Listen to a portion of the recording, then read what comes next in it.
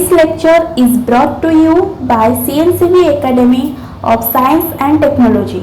Visit us at cncbacademy.com. Hello, my name is Devashish Sanyal. Today we are going to do problems on quantum mechanics and statistical physics. This is the part 3 of the lecture. We have already completed part 1 and part 2. So let us do the first problem of today.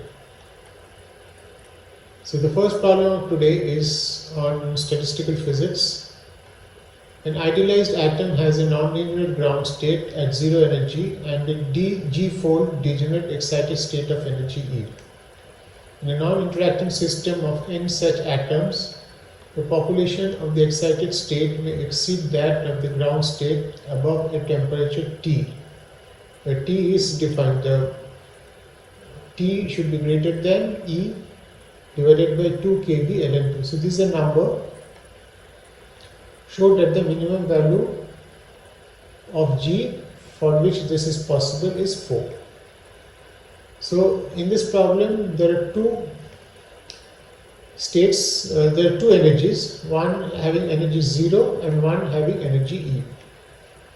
The state having 0 energy is single, that is there is no degeneracy, while the states having energy E are g-fold degenerate, that is there are G states having energy E. So that is what we mean when we say g-fold degenerate.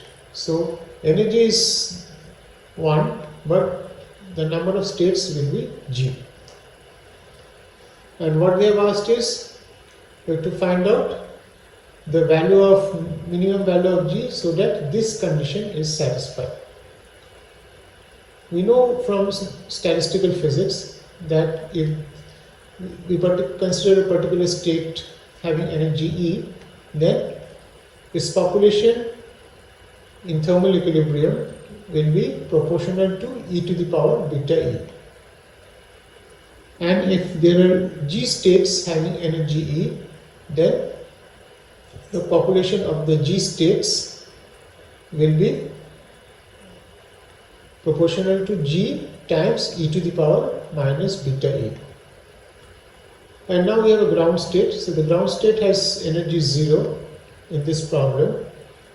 So here the population of the ground state will be proportional to e to the power minus 0, that is 1.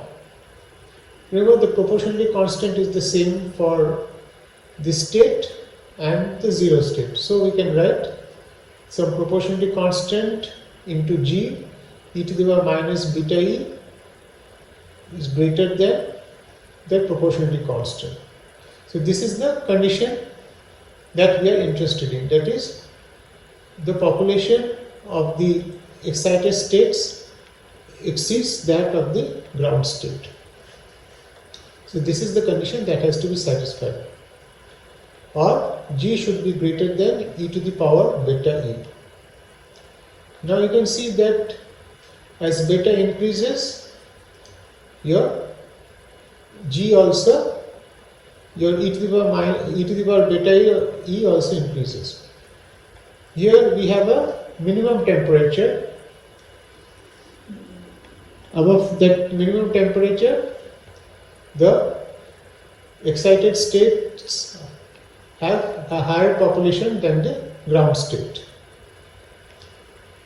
So a minimum T implies a maximum beta, right? That is how beta is defined. Beta is 1 by kBT.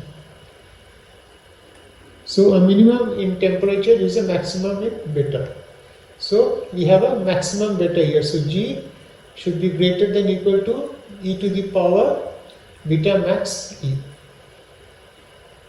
So this is, after that, as you increase the temperature, the beta decreases below beta max. So this gives us the minimum G for which this condition will be satisfied. Just this condition will be satisfied. So anything above this G minimum this condition will be satisfied. So you have to find out what is G minimum. Beta max you can find from here directly. You know beta is 1 by kBt, and that is it. And we should get this also. So any G above this G minimum will be able to satisfy this relation. We go to the next problem. Now this is a problem on quantum mechanics. So an angular momentum eigenstate J0 is rotated by inflection small angle epsilon about the positive y-axis in the counter-clockwise direction. The rotated state to order epsilon is, so I started with this state, and then the system was rotated, the entire system was rotated by a small angle epsilon in the counterclockwise direction. Then the new state, we have to show that the new state is this: J0 minus epsilon by 2 root j to j plus 1, then J1 minus J1. So this is the so this is your what do you call, this is the total angular momentum. So this is in the form of Jm. So J is the total angular momentum, and m is the component. M is the component. So m can take the values minus j to plus j. M is the z component. M denotes the quantum number corresponding to the z component. Now, how do I do this problem? How do I show it? So, suppose we have the state initially without rotation. It is given by Jm, where J is the total angular momentum and M is the component along z direction. So, the new state after rotation, if you go to angular momentum, is given by this operator. So it is rotated, if the system is rotated by phi in the clockwise direction, then the new state is given by e to the power I phi Ly. Ly is the operator now. Ly is the operator, angular momentum operator along y direction by h bar. So if this ket is hit by this operator, then you get the new state after rotation. This is very similar to, like you have, say, a system which is given by some, say, ket, position ket y, which is denoted by some position ket y, and if this operator acts, so this is, so here this is phi, here this is translation, here this is the py operator, that is a linear momentum along y direction. If this acts on this ket, then I get a ket which has been translated by A in the y direction. So this is the new state after translation by A along y direction. Similarly, for angular momentum, if this operator acts on this state, I get the new state after rotation by phi. And this is an operator, Ly operator, angular momentum along y direction. So in this case, phi is minus epsilon because the rotation is along counterclockwise. So since your epsilon, this is a very, very small number, we will just expand this thing. So if I expand this thing, what do I get? First is 1, and then I get plus I phi Ly by h bar. That's it. I stop there. I will not consider higher order terms. So that is what we will do there. And remember, Ly operator can be written in terms of ladder operators. This we have done in angular momentum chapter. So L plus is Lx plus ILy. This raises m by m plus 1, and this is L minus is Lx minus Ly. So from there you can consider, you can find out Ly in terms of L plus and L minus. This is very simple. So you have to substitute. So when you expand this 1 plus I phi Ly by h bar. So for Ly you write Ly in terms of L plus and L minus. And we know what does L plus do. So L plus acts on a state like this. It increases this quantum number by 1 and we get a constant. Constant times J m plus 1. And see, that's why this is a ladder operator, this is a raising operator, this is a lowering operator. And L minus acts on Jm, and what do I get? I get beta Jm minus 1. This is a lowering operator. Now go to any book and find out what alpha and beta is. And alpha and beta depends on J and M. So for this problem we have m is equal to 0. So find out what will be alpha and what will be beta. And once you do this, you should be able to get this answer. We now go to the next problem. This is again a problem on quantum mechanics. If a one-dimensional quantum mechanical oscillator is initially prepared in the state, this is the state ket. This is the ket at t is equal to 0, 1 by root 2 plus 0 ket plus 1 ket. This is the ground state and this is the first excited state of the harmonic oscillator. Show that the minimum time after which the oscillator comes back to its initial state is 4 pi by omega. 0 and 1 are the usual energy eigenvalues, ground state and first excited state. So what we have to find out is the minimum time after which we get back this state. So 0 ket, the time evolution of 0 ket is e to the power minus I E0 t by h bar. And the time evolution of the 1 ket is 1 e to the power I E1 t by h bar. Now you can see this is clearly a periodic function, this is also a periodic function. This is periodic with a period 2 pi h bar by E0. You can just simply substitute this value and say it.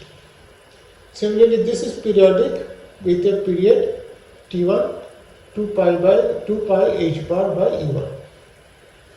Now that we know the periods of this function, so what is the time? Let that time be n0 t0, after which the system comes back to its original state at which it was in at t is equal to 0.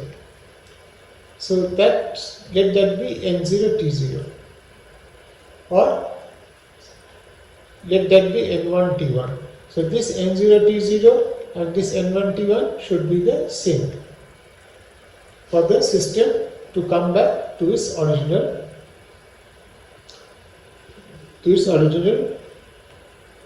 state.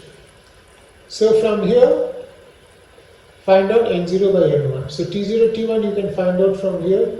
You know E0, you know E1. For harmonic oscillator, find out n0 by n1. And since we have to find out the minimum time, find out the smallest n0 and n1 that satisfies this ratio. And that will, so that n0 or n1 will give us the time after which the system will come back to its original state. So that time will be n0 t0 or n1 t1. We go to the next problem. This is also on quantum mechanics. So this is the state of an electron in a hydrogen atom is given. So this is 1 by root 6 and this is the ket 100, where the notation is of this form. This is the principal quantum number, this is the orbital quantum number, and this is the magnetic quantum number. That is the z component of the angular momentum. So this is coefficient of this is 1 by root 6, this is 1 by root 3, and this is 1 by root 2. So if you add this square plus this square plus this square, you will obviously get 1 by 6. There is a problem.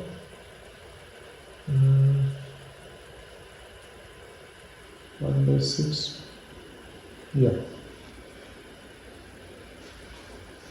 Yeah, so this should add to 1. And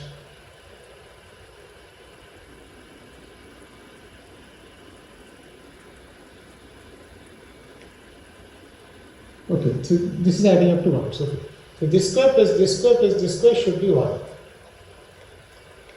And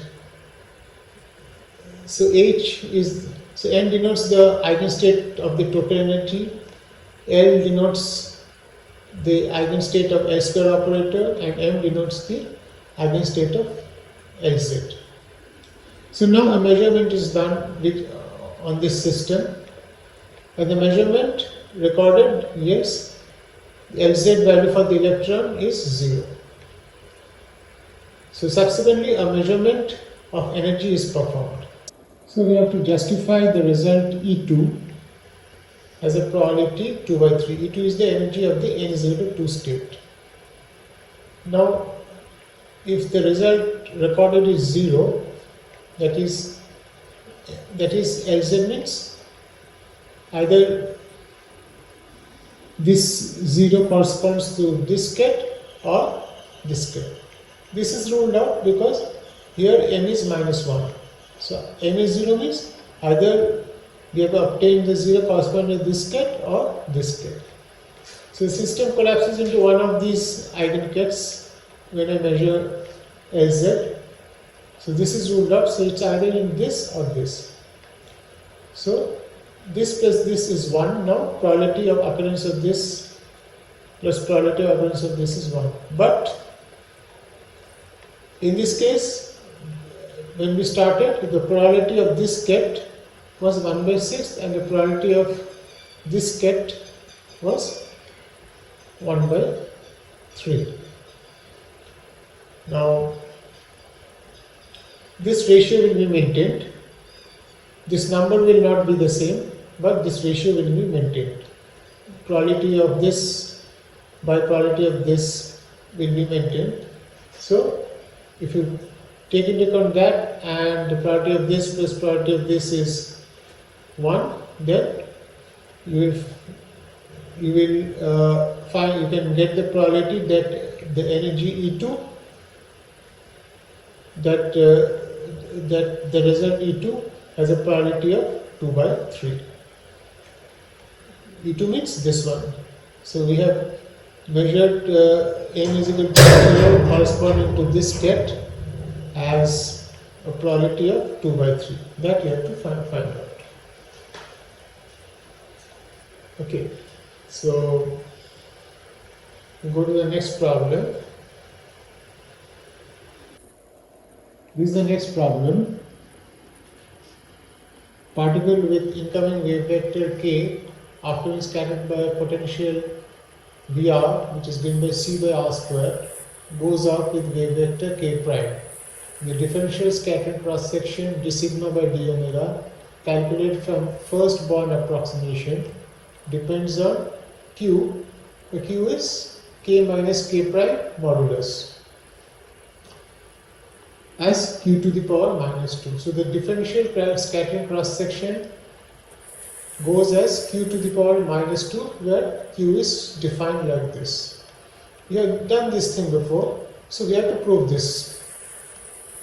And this is from first Born approximation. So from first Born approximation, if you go back, what was there in the first Born approximation? F theta was minus 2m by h bar square, then dr r prime sine qr prime by qr prime, then this is the potential dr prime. So dr prime is c by r prime square, and the integration is from 0 to infinity.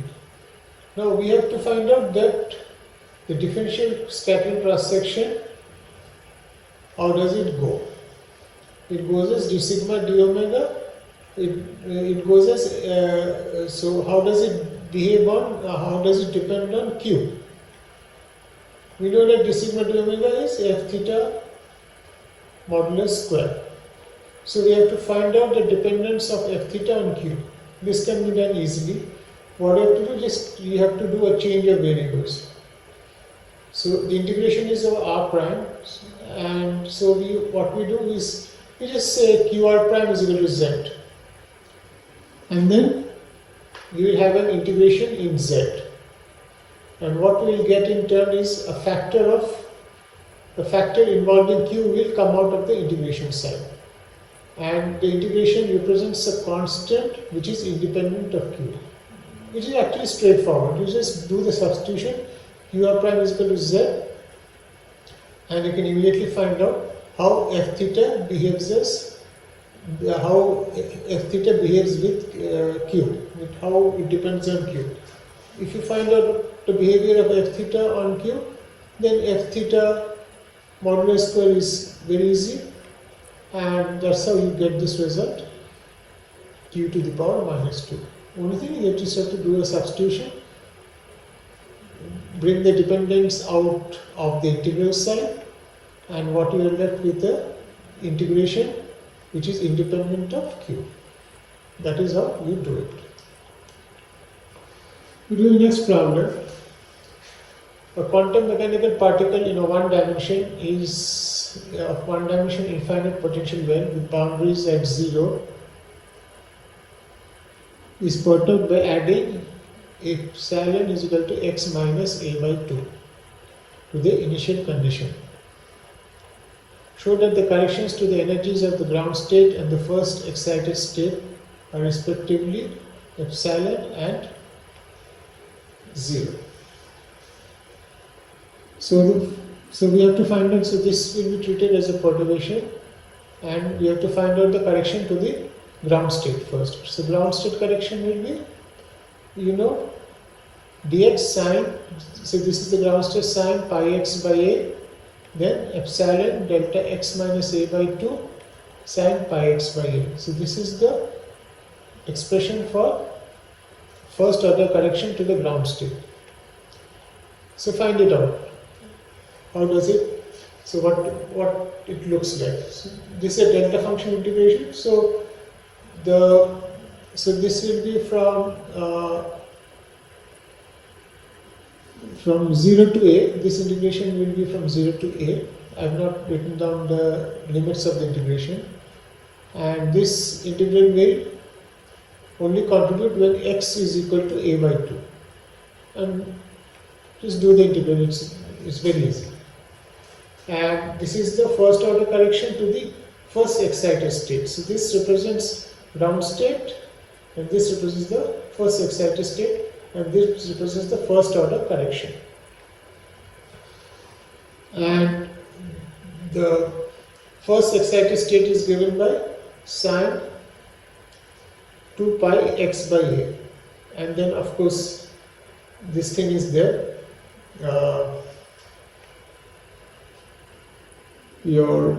I just missed out as this root 2 by a is there.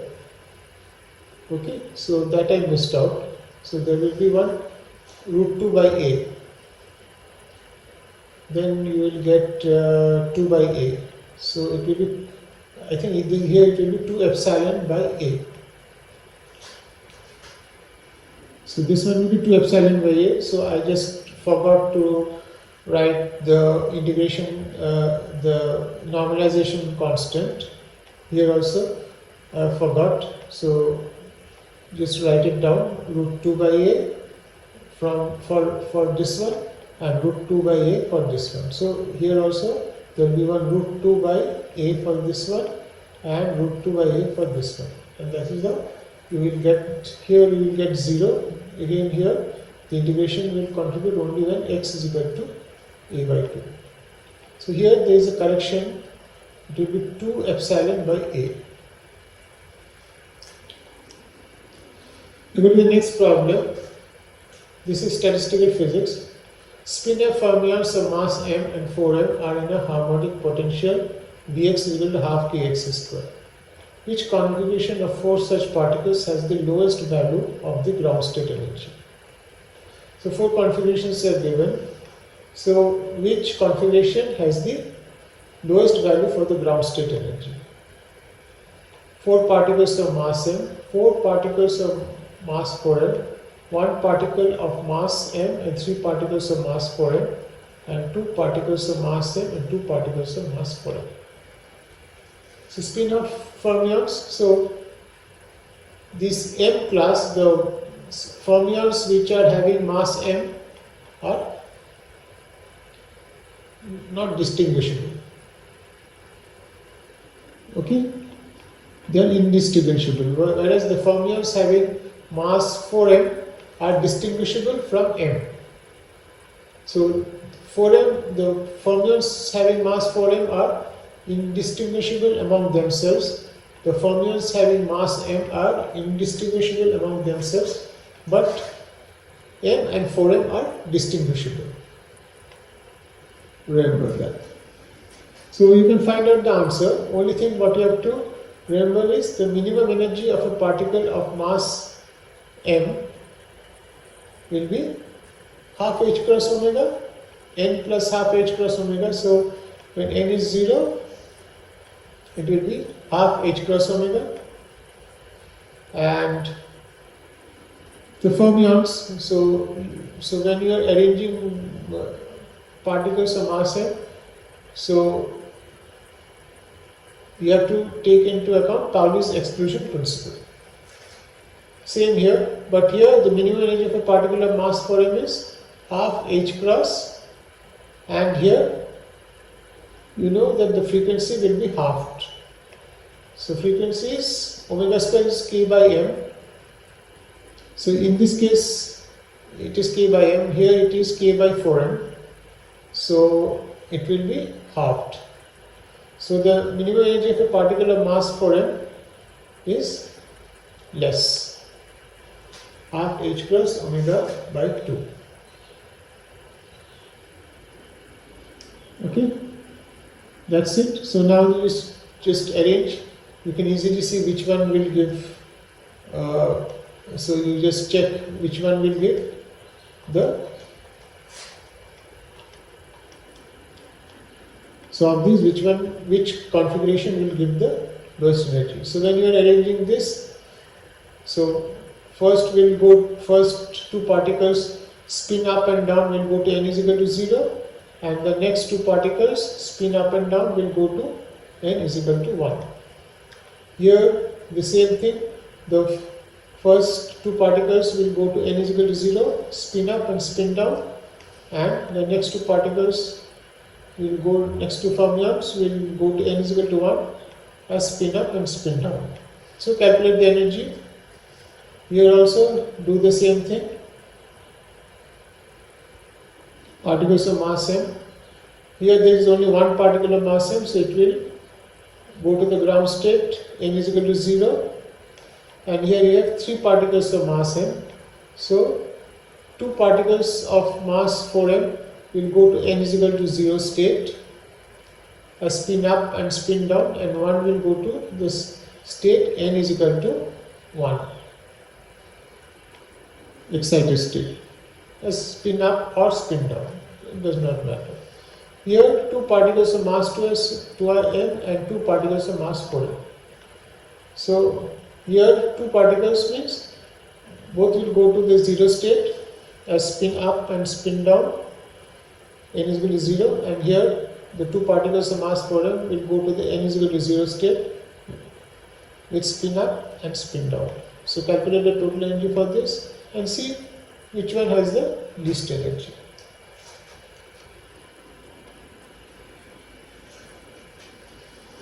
This is the last problem I will do today. The energy density I of a black body radiation of black black body radiation black body at temperature T is given by Planck's distribution. So this is the energy density, which is a function of nu and temperature, and this we know, this is the Planck's distribution. And nu is the frequency, and I for different temperatures T1 and T2 are shown. So if you change T1 and T2, this is what you get. Okay, now it's telling if the two curves coincide when I nu T into a to the power alpha, I think it is nu to the power alpha, I forgot, this is nu to the power alpha, is plotted against nu to the power b by t. Okay, so this is I nu t, nu to the power alpha is plotted against nu to the power b by t. Yeah, I think it will be nu to the power a is plotted against nu to the power b by t. So what is a and b? So a is actually, alpha is a and a is nu. Nu is the frequency. So if the two curves coincide, so there is a typo here. So if the two curves coincide when I nu t into this will be nu to the power a is plotted against nu b to the power t, then what is a and what is b? So if you plot this I versus nu for different temperatures, you will get different curves. For this temperature T1 you get a curve, for a different temperature you will get a different curve. Now I will plot it such that these two curves will merge. So that is, here it will be I prime and here it will be some nu prime. Okay, so what is I prime? So according to this is I prime. So this is how I have defined I prime, and this will be my nu prime. Okay, such that these two curves become one. Right? That is, I will write such that this right hand side here can be defined by a single variable. That means this thing is actually a function of both nu and temperature. So if I define this as nu prime, then this this explicit temperature dependence is washed out. This temperature dependence you cannot see, and the two curves become one. Okay, how do I do it? You can see it's very simple. So I nu t, here this is nu cubed. So I nu t divided by nu cubed, I define as I prime, and 1 by h nu by kVt is there. So if I write this nu by t as my nu prime, then what you see is that on the left hand side I have I by nu cubed, and on the right hand side I have nu by t, which is my new variable nu prime.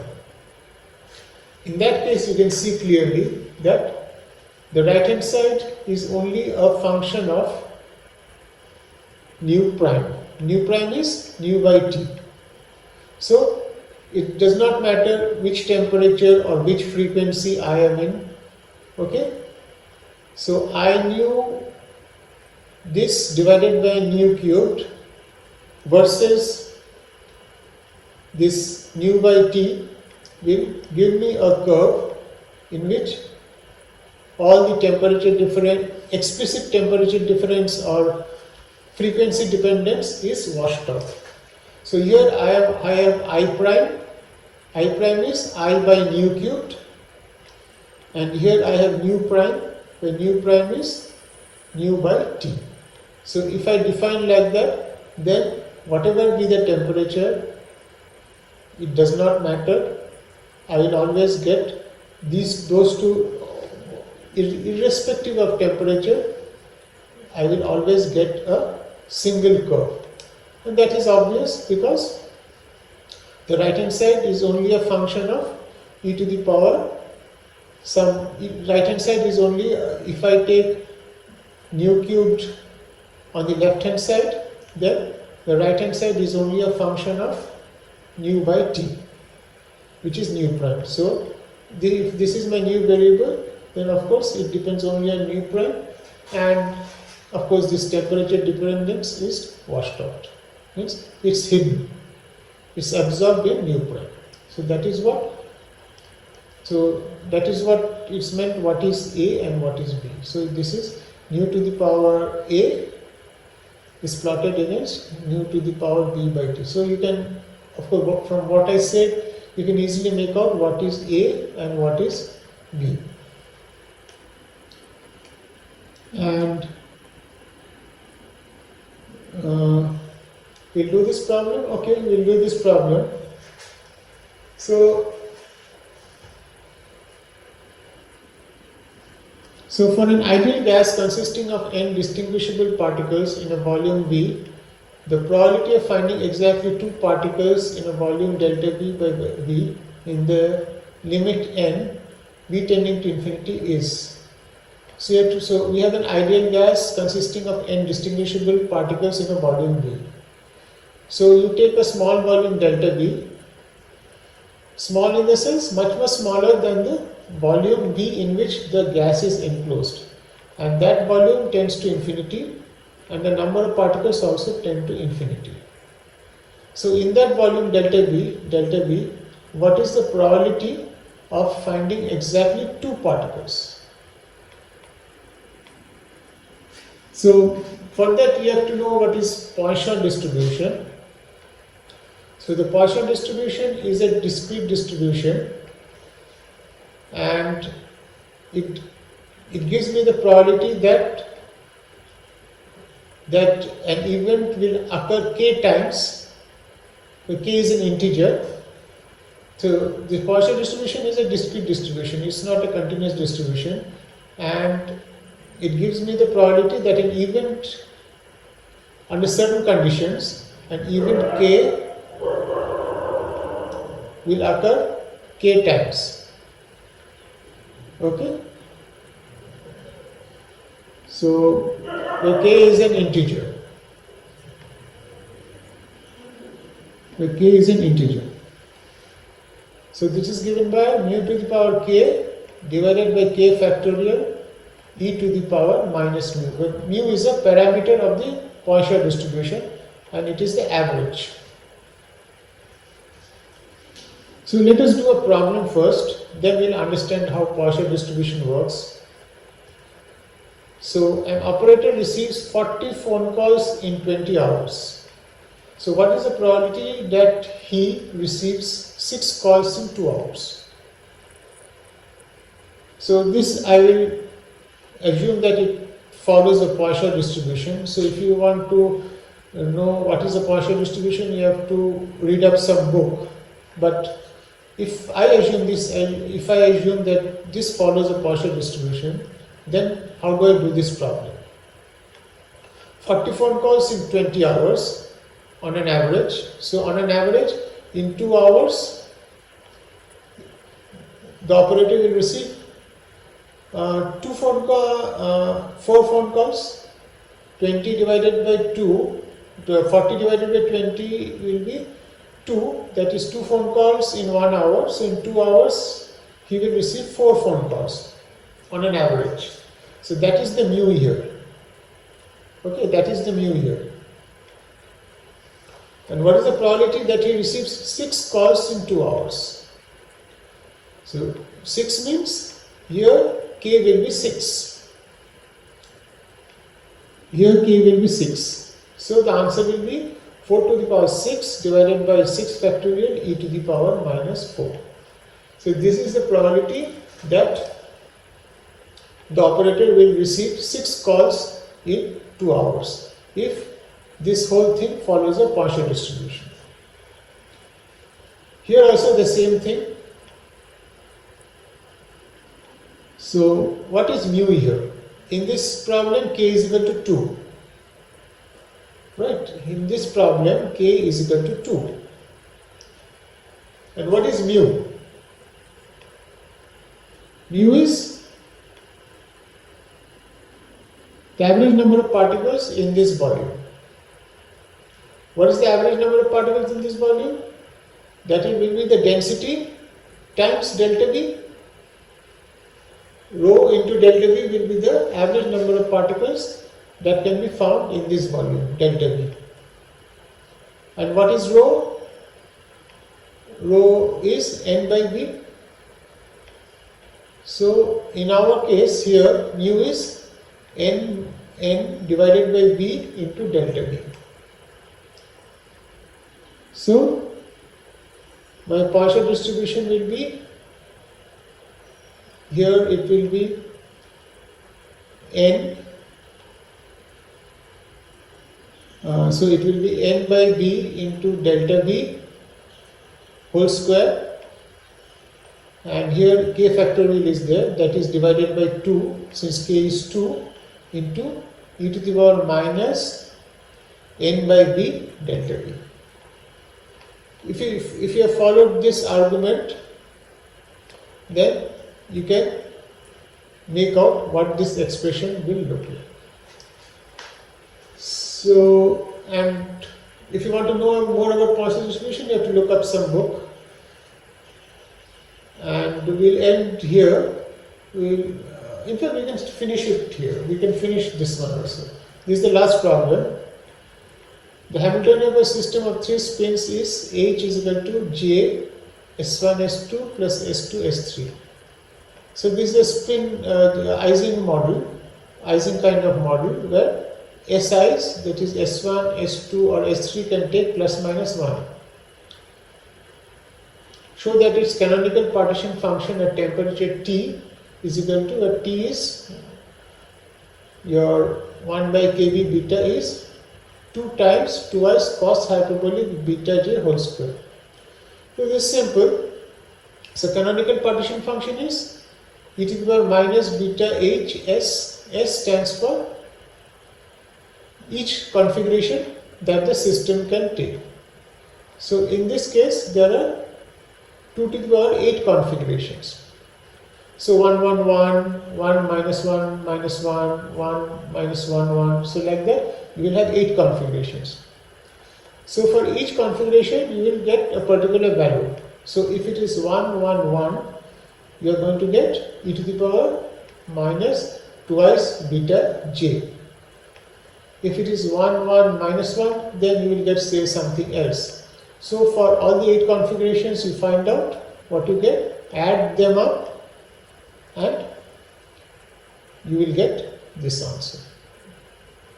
Okay, check yourself, and I'll stop here today, and we'll meet soon with the next set of problems.